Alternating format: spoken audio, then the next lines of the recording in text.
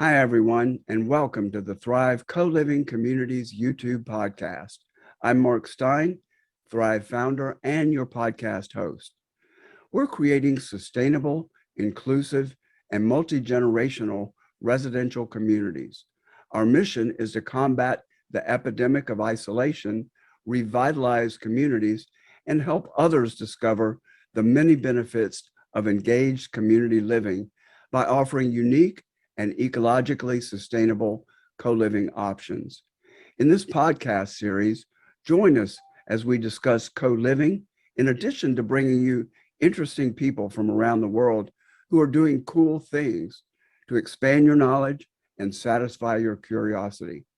Through this podcast, learn more about our concept and see how Thrive co-living communities will bring together people from all walks of life who want to enjoy the best of independent and group living.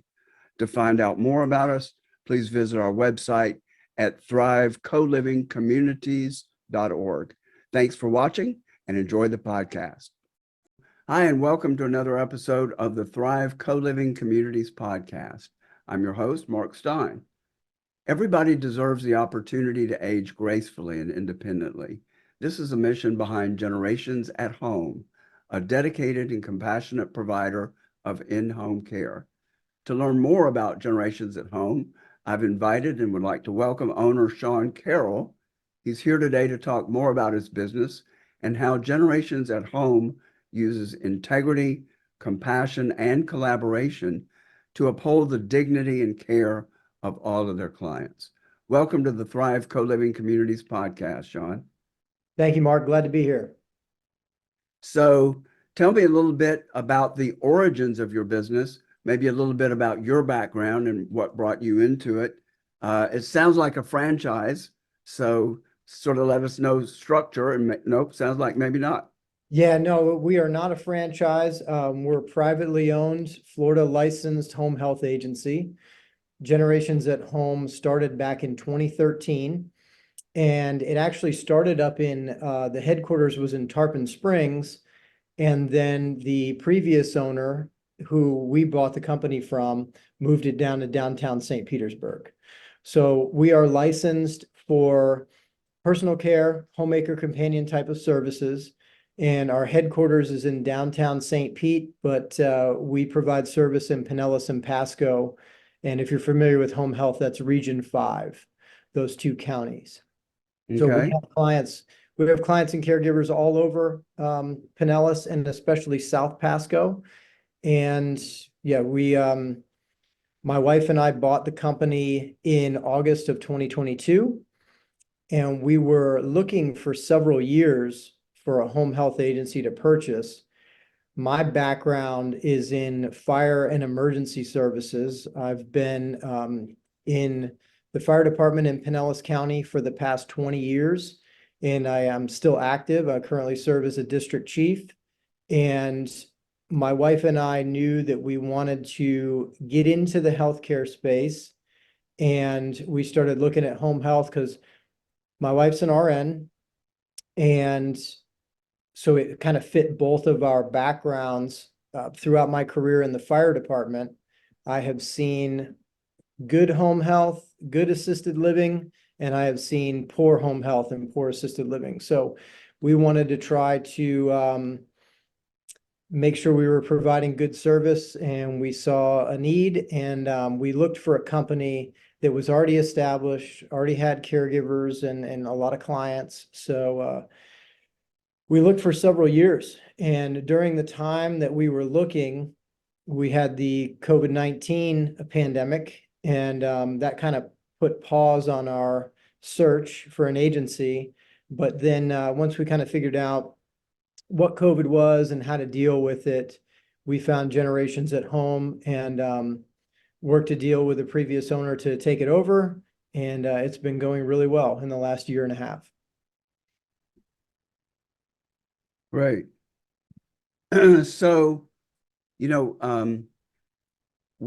we're doing this both for my Outmarket podcast and the Thrive Co-Living podcast.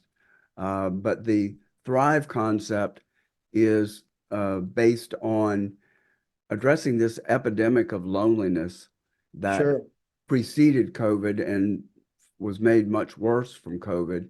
Maybe we could just start there and talk about what you see out there, especially with seniors, well, and people that have chronic uh, health issues. Um, Talk a little bit about that, what you see there. Yes. A lot of people deal with loneliness issues, especially as they age.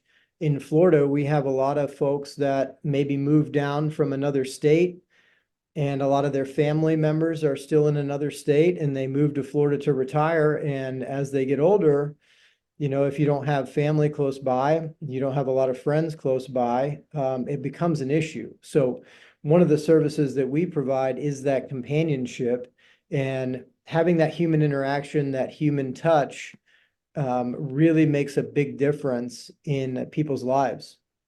Mm-hmm. And Florida, I'm also down here just for the viewers that are turning in new here. I'm also in Pinellas County, the northern part of the county, and uh, I'm definitely aware of in Florida there is a feeling of transience. A lot of times people will come and go, your neighbors will come and go, and it's that way everywhere, but I think a little more so in Florida because people are more mobile. So talk about some of the issues that you see with your do you refer to them as patients or clients? Clients. Okay, because you're not doing review the scope of services again and give us a little more detail in what each one involves. Sure. So we don't do medical services. We don't start IVs and change bandages and give medications. Our employees are home health aides and CNAs, certified nursing assistants. So we provide personal care, which is bathing, dressing, assistance, ambulating, and we also do light meal preparation. We do light housekeeping. We do medication reminders, okay, but not giving medication, just reminding people to take their medications on time. And the companionship side is keeping them company, obviously companionship, and taking them to appointments, transportation, running errands, things like that. So we pick up with all the items that medical home care does not cover. When you talk medical home care, you may be having a nurse or a physical therapist come to the house for a 1 to 2 hour visit, to give a medication, to work on physical therapy, occupational therapy, things like that. Those typically aren't very long visits. Where we come in is if somebody needs, 4 hours of care, which is our minimum per visit, all the way up to 24-hour care. So we work with skilled home health quite a bit, where we're providing that personal care and companionship side, and they may be receiving skilled visits as well. What's the average number of times per week and average and just ballpark? What's typical? It all depends on what the client needs. We tailor our care plans to fit the clients and families' needs. So we have anywhere from, a client will get 4 hour visits 3 times a week, all the way up to 24/7 care. And do you have clients in facilities where you come in and supplement what the facility does and home? Yes, absolutely. We are in-home and in the facility. Some facilities, they may have a staffing shortage, or they may not provide the amount of service that the client wants. And we frequently go into facilities and provide care. So do you deal mostly with the families and set up the visits from them, or how often is it that the client themselves contacts you and sets up the visits? That depends. So the payers that we work with, so we do private pay where people are paying out of their pocket for the home care. We also work with the VA. We provide a lot of care to veterans in the area, and we work with some managed care Medicaid providers. So it all depends, like the VA and the managed care side, they deal with the case manager. The case manager contacts us. We set it up with the client to go out to visit them and work with the client on what kind of schedule works best for them. And on the private pay side, we may be dealing directly with the client, but often we are dealing with the client's spouse or a child or some other family member. And what percentage of your work is private pay compared to working through the VA and managed care, et cetera? It's about an even split, 33, 33, and 33%. So we're pretty even right now on how our client classes are divided up. Okay.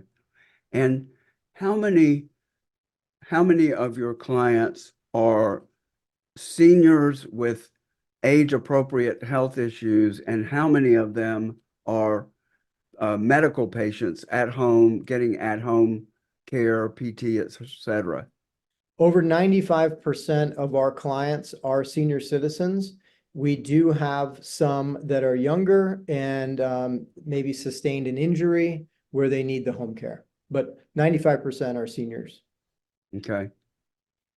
Tell us some stories. Obviously protecting privacy, Sure. but tell us some stories about the services that you provide, the people that you provide it to. Let's not just talk statistics. Let's bring it home to people. Okay, yeah, absolutely. We recently had a client that, well, the caregiver, this happens quite frequently, but this one kind of sticks out. The caregiver really went above and beyond for the client. They ran some extra errands for them that they didn't really have to do. And in this case, it made the person's life really, really much easier. And what we see is when we try to match our caregivers with the same clients, and so they have the same schedule. One caregiver may service, 3 to 5 clients, depending on the amount of hours and the amount of visits per week, and they become attached. And, once we find that groove, we are very much in the people matching business. So we want to find the right caregiver for the client. And because like when we started off this conversation about the loneliness component, it really does fill that void, and they become almost part of the family in a way, in a lot of cases, where they're really relied upon to get things done, especially in those cases where you have the family living out of the area. They really rely on us to kind of be their eyes and ears and to look out. Another thing that we did recently, October was Fire Prevention Month, and we made sure that all of our clients had a working smoke detector in their home.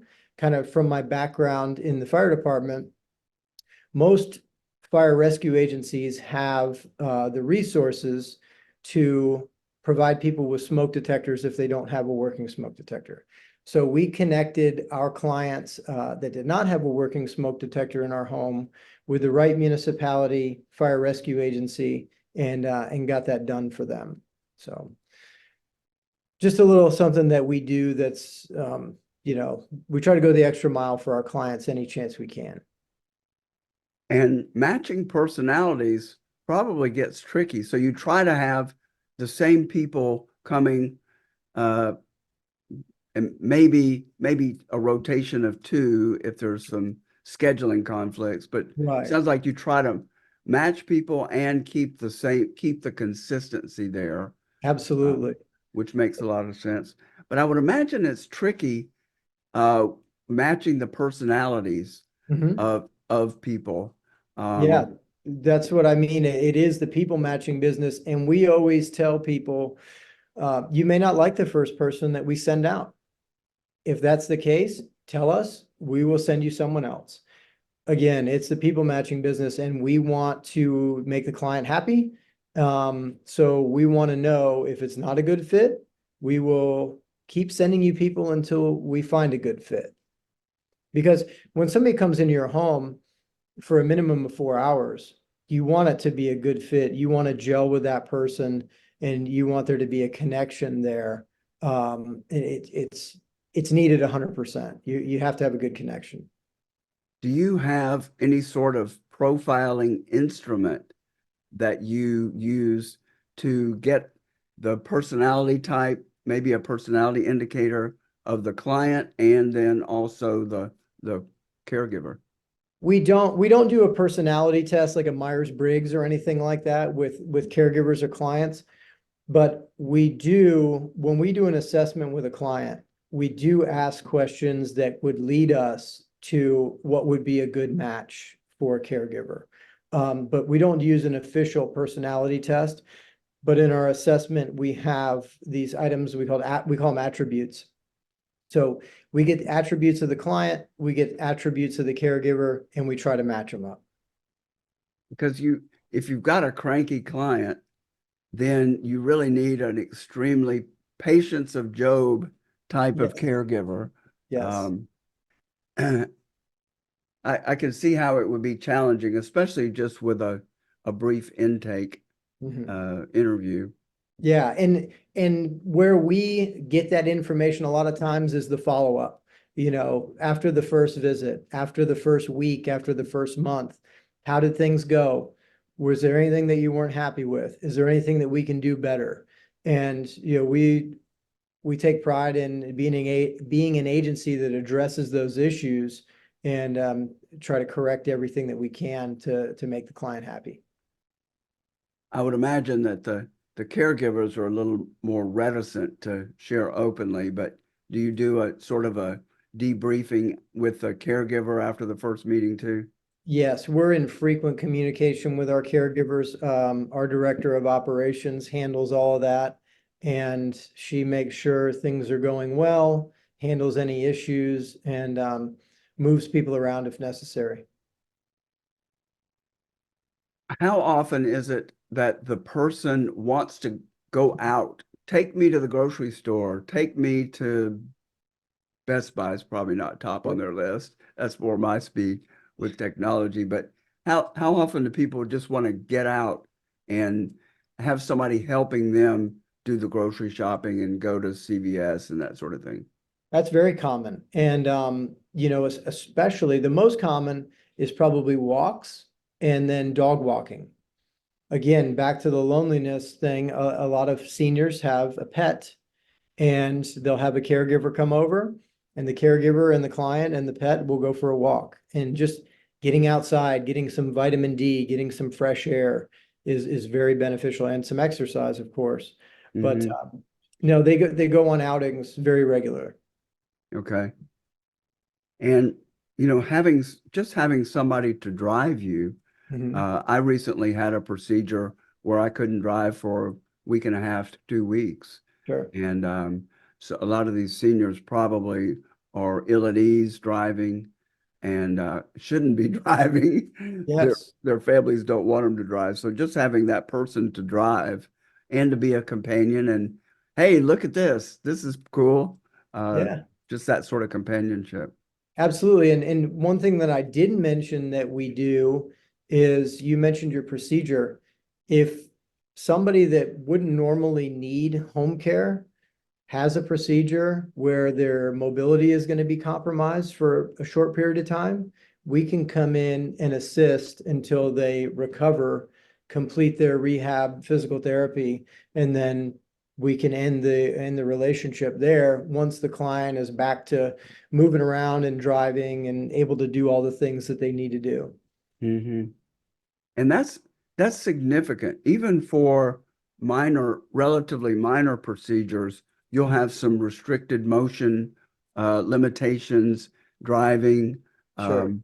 So I can see how it would be really helpful.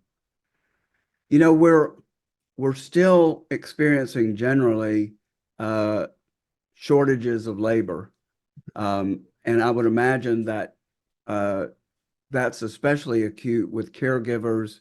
Your caregivers are probably on the lower side of pay ranges, um, generally.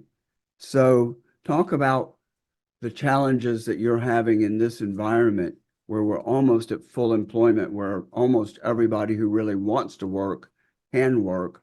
What sort of challenges are you having?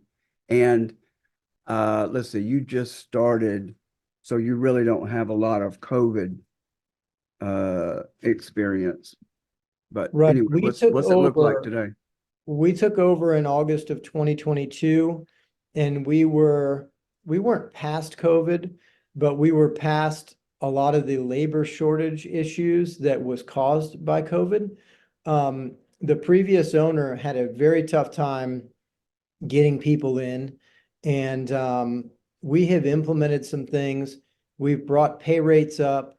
We have come up with some programs that allows the care partners, we refer to them as care partners, but they are caregivers, to have some upward mobility in the organization so they can complete some additional training, earn some additional certificates, and then they are compensated at a higher rate for those things. So we start people between $15 and $17 an hour. When I took over, there were still people, employees making 12.50 an hour. So we jumped that up quite a bit to try to bring some more people in and maintain, get some personnel with longer tenure and not have such high turnover. And then we implement other things, like we have some bonus programs and things like that. We have a pretty good referral program, so if we have a good caregiver, they want to refer a friend or family member, they're bonused for that. Are your employees, are they employees? Are they contractors? Um, what's the status of them? All of our personnel are W-2 employees. Okay. So that is one thing that I would advise your listeners to really look at if you're in the market for home care. It's very hard to tell the difference between an agency that uses actual employees, what's called a nurse registry, which is basically just a staffing agency. And then some agencies use a combination of W-2 employees and 1099 contractors. With the 1099 contractors, what you have to watch out for is insurance coverage. Because a 1099 contractor is supposed to carry their own liability insurance. And we see that oftentimes they do not. So with our W-2 employees, all our care partners are covered under our workers' compensation and our liability insurance. Okay. Can they get health insurance through you at a certain point in time of their tenure? We have some limited health benefits for our employees. We have dental and we have vision. We also have a program called WellCare where they can get some teledoc visits and they can do some online visits like that. Most of our caregivers are part-time. We have very few that are working over 30, 35 hours a week. A lot of them are part-time.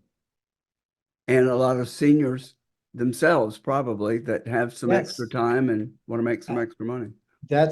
We love to hire seniors.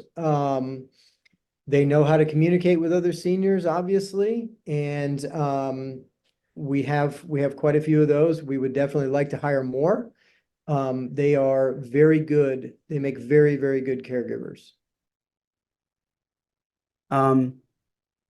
Let's talk about technology a little bit because I think we're going to be seeing some real changes Sure. in recently when I did a doctor's visit and the first person you see is the tech who takes your vitals. Mhm. And this is more on the medical side, although I've got a question related to the non-medical side. But I was thinking, there's no reason that that part can't be done at home. And if they do that part at home, then the regular consultations could be done remotely as well. I think we started to see some remote telehealth. Uh, I suspect that it's sort of retreated a little bit since we're not in the middle of COVID anymore. Um, but I would think that there's going to be more and more technology coming into the home, health-related technology coming into the home, and really that could be uh, an incentive to bring someone in uh, that's not medical to assist the patient in Sure. hooking up the cuff, and you're going to get some medical issues there, some liability issues. But anyway, and then what I wanted to point towards is robotics. And I don't know how much you follow Tesla. I'm a huge Tesla fan, but they are making rapid progress on a humanoid robot that the latest video on their dexterity was walking really well. They picked up an egg. I guess you have to call it they picked up an egg and manipulated it, did not crush the egg, or able to do manual tasks. And I think it's going to be tempting. My understanding is the price point is going to be $10,000 to $20,000 to purchase one. But boy, is that going to put a crimp in the personal interaction and connection, that human connection that people so desperately need. What are some of your thoughts about this? And do you keep your eye on the evolution of technology as it relates to your business? We see a lot of it in the skilled home care, the medical home care side. The nurses coming out to the home, communicating directly with the doctor, taking vital signs, having those transferred automatically to the doctor. In our business, we really don't use technology. We use it as much as we can, but we're not doing those medical services. So there isn't really a need for us to implement any more technology than we're actually doing. We can't have our home health aides and CNAs communicating directly with the client's physician. But what we do is we do assist the client. Some have in-home monitoring systems. We can absolutely help them get hooked up, make sure they're doing it when their doctor wants them to do it at the appropriate time intervals.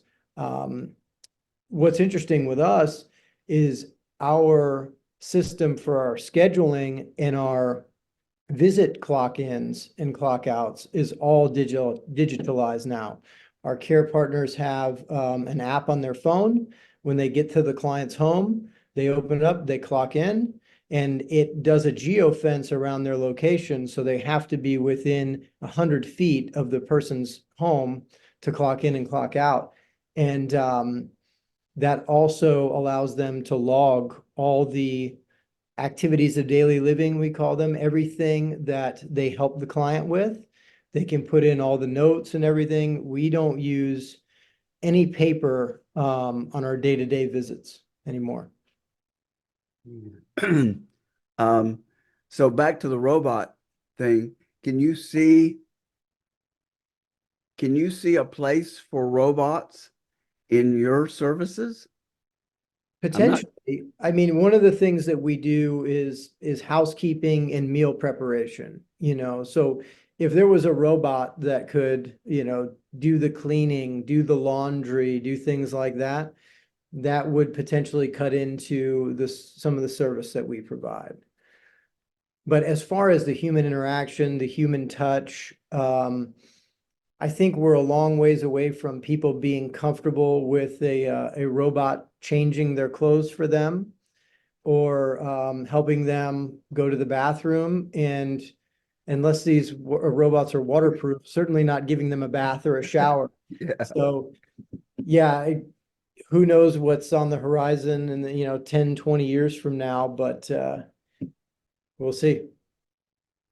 I could see, now that you're talking about it and how it might fit in, I could see how having someone there, a person there, and then having a robot there doing the housework and the cleaning and maybe the meal prep, they will be able to do it pretty soon, then that probably would increase the job satisfaction of your workers to be able to, for them to do the more human stuff and human interaction, and especially with vacuuming and that sort of thing, not having to do that. I would imagine that's lower in their uh, enjoyment scale. Right. And those type of things we do once the client is taken care of and all their like personal care needs are met, then we would try to make sure that we clean up the house, leave it looking good, and do those things kind of towards the end of our visit. But it really, again, it's kind of whatever the client wants. We have some clients that just need the companionship and they don't really need so much on the personal care side. So maybe the caregiver is playing cards with them, playing a game with them for a couple hours, and then spending a couple hours cleaning and doing laundry and making meals, things like that. You know, you said that your sensitivity to the need for this service started with your fire and EMS, EMT work. What are some of the things that you saw with obviously protecting the guilty? Sure. What are some of the things that you saw that perhaps could be informative to family members for them to just know? And I'm not talking about just extreme horror stories, but what is common out there that you encountered that sensitized you to the need for this? One of the main ones is the caregivers not taking the time to learn the client's medical history and what the needs of the client are, what might be going on with them. So when we would receive a 911 call and go to either a home or a facility, the first thing that we want to do is get information, start our assessment, and figure out what might be going on with the patient. We refer on the fire side and the EMS side, we refer to people as patients. And oftentimes the caregivers don't have a clue.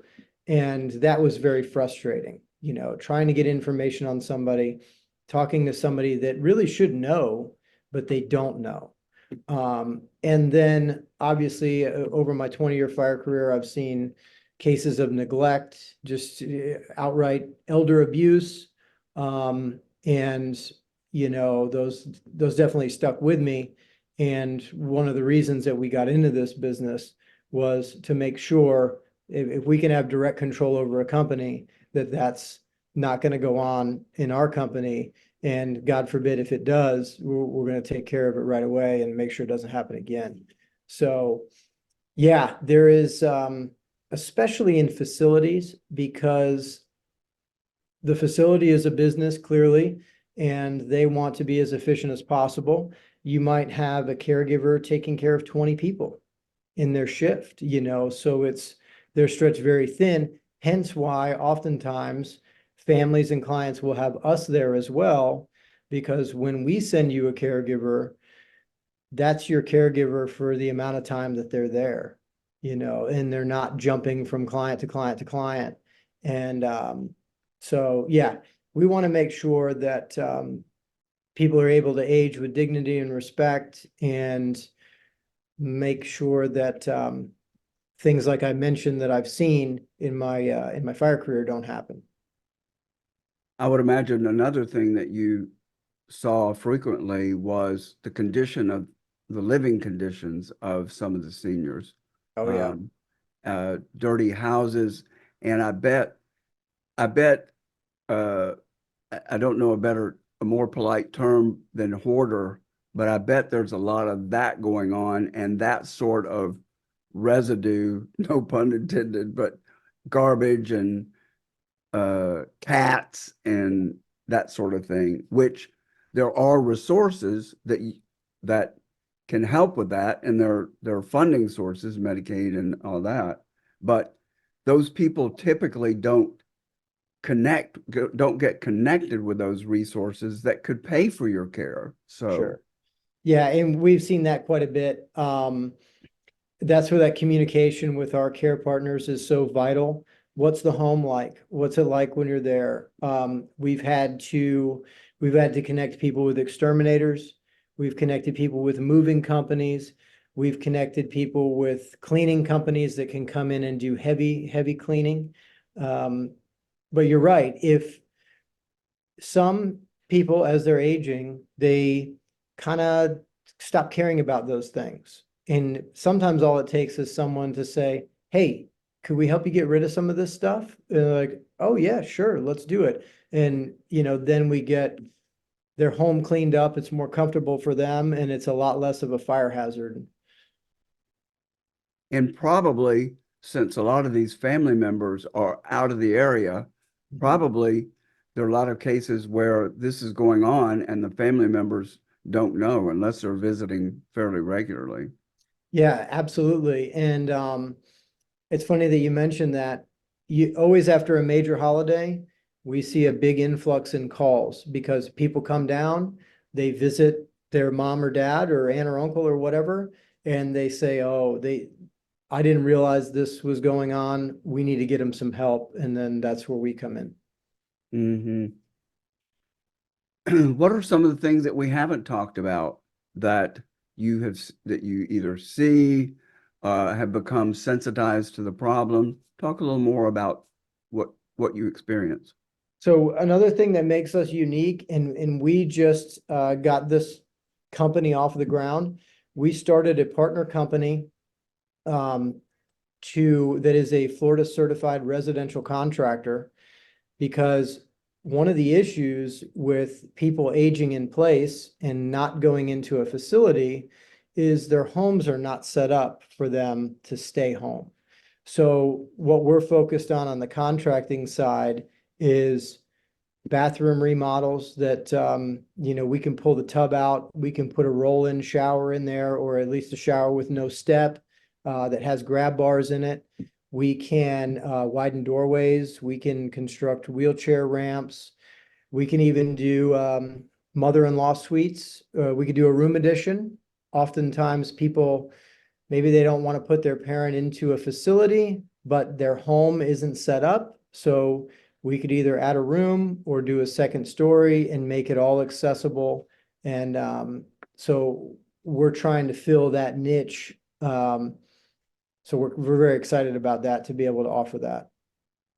Be sure, when we're talking, as we're ending up, that you give us that company name too, and contact information. That's really valuable, and it is so hard, as you know, it's so hard to get good home construction services.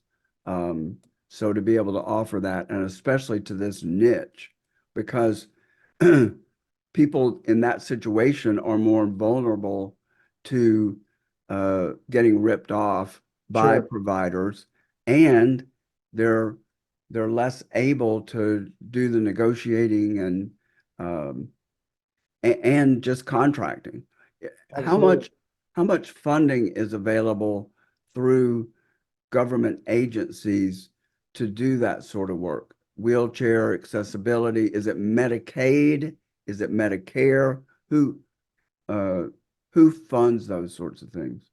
So for veterans, we're working through with several of our VA clients right now.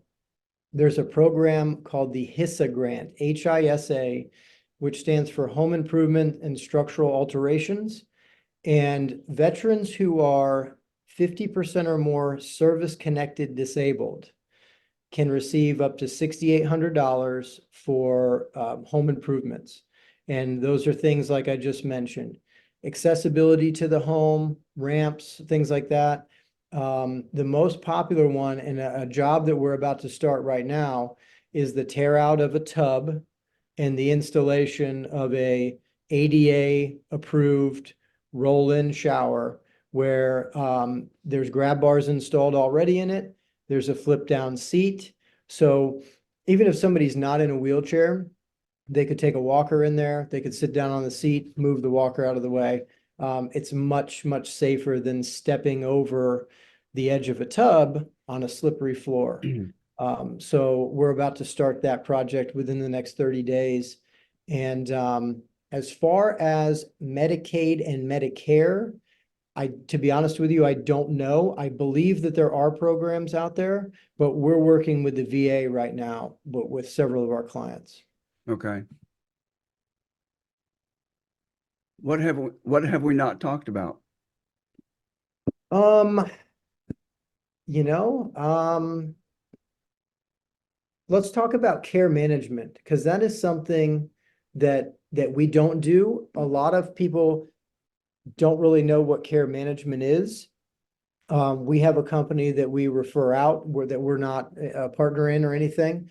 But for those people who have their family member that maybe they live in Florida, they live in the area and they live out of state, a care manager can come in and handle things like making sure that the lawn company gets paid, making sure that doctor's appointments are scheduled, and then work with us to have a caregiver take the person to their doctor's appointment.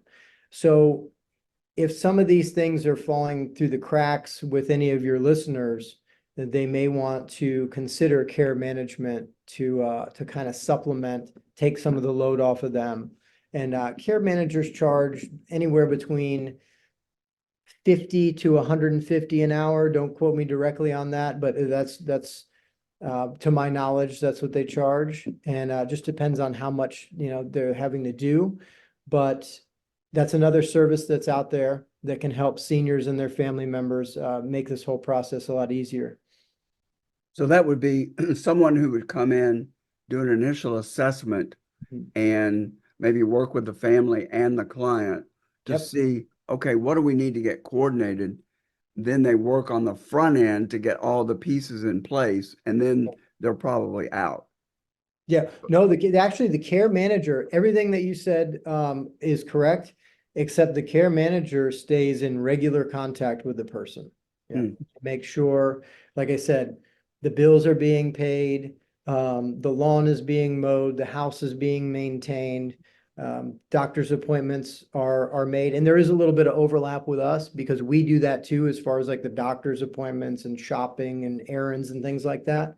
But the care managers can do some of the things that we cannot do. Okay. And are they only private contractors? Are there any government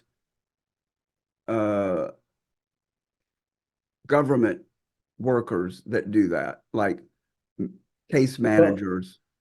So yes, two-part answer. The care managers typically are private pay out of pocket. If you're on the Medicaid and VA side, then there is a case manager involved, and some of the things that we cannot do that they can help with, but it's also a government agency, nothing happens quickly. So I might be getting a little bit out of my depth here because we don't do care management, but the case managers that are involved with our clients can help with some things, but the care management that I'm referring to is going to be out of pocket. Okay. All right. Well, if a client or a family member wants to get in touch with you, how best can they contact you? Give us the website, your phone, email, etc. Our website is generationsathome.com. There's also a page on there that's dedicated to our home modification services, or they could call our office here in downtown St. Petersburg, 727-940-3414. And we'd be happy to answer any questions. We have a ton of information on our website. We have a blog that you can subscribe to, and there's a ton of different topics on there that people find helpful.